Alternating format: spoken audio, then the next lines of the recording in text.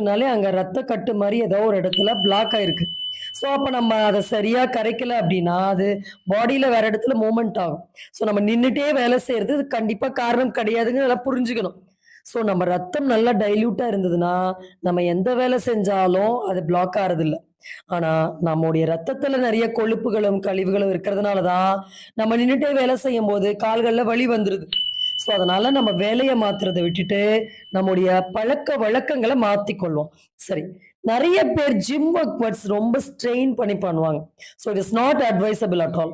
So அப்ப muscles நம்ம ரொம்ப ஸ்ட்ரெயின் பண்ணும்போது, கண்டிப்பா நரம்பு சம்பந்தப்பட்ட பிரச்சனைகள் வரும். இந்த மாரி ஜிம் ஒர்க் அவுட்ஸ் பண்றவங்க எல்லாருக்குமே கெண்டைக்கால் சதை ரொம்ப பெருசா இருக்கும்.